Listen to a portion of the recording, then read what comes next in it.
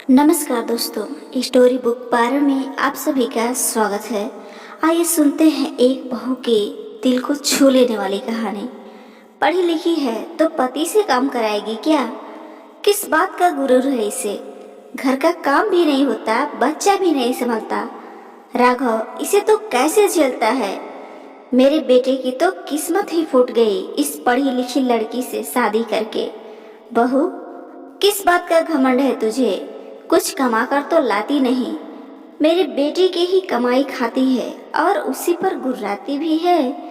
अपनी सास से 40,000 पेंशन घर बैठे मिलता है। सरकारी टीचर थी, 5 बच्चे पाले हैं।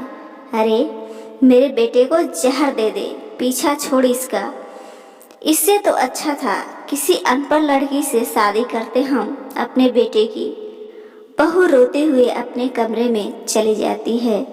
उसे सास ससुर के अपशब्द बोलने का इतना दुख नहीं जितना दुख अपने पति की खामोशी का है।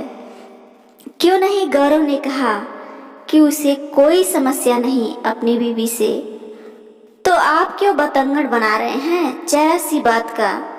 क्यों चुपचाप सुनता रहा राघव अपनी बीवी की बुराई? क्या गुनाह किया मैंने? बस बच्चे को देखने को ही तो बोला था। इतनी सी बात पर इतना बवाल और इतना अपमान। 6 साल हो गए शादी को, पर कुछ भी तो नहीं बदला। राघव कभी भी मेरा साथ नहीं देते। सास ससुर के लिए तो बस मैं नौकरानी हूँ। आज तक परिवार का सदस्य नहीं समझते मुझे। ये रोज रोज ताने नहीं सहे जाते। अब बस बहुत हो चुका। अब तो राघव से बात करनी ही होगी। अगर पढ़ी लिखी बहू इतनी समस्या थी तो क्यों नहीं किसी अनपढ़ से की शादी? पर राघव तो अपने माँ बाप का नाम सुनते ही चीखने चिल्लाते लगते हैं। मेरी बात तो सुनते ही नहीं। क्या उनको दिखाई नहीं देता अपने माँ बाप का अत्याचार? क्यों नहीं बोलते कभी मेरे पक्ष में?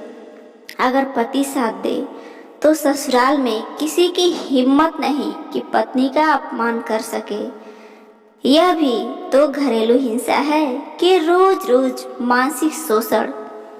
नहीं चाहिए ऐसा पति और ऐसा ससुराल जो 6 साल में मुझे अपना ही न पाए।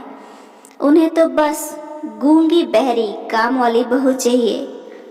बहू अपना सामान पैक करने लगती है एक नई शुरुआत के लिए और सम्मान से जीने के लिए। दोस्तों, आपको क्या लगता है, क्या बहू घर से अलग रहकर सुखी रह पाएगी और अपने खोई हुए आत्मसम्मान को वापस ला पाएगी?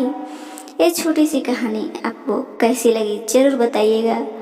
और ऐसी ही कहानियाँ रोजाना सुनने के लिए इस चैनल को जरूर सब्सक्राइब करें। धन्यवाद।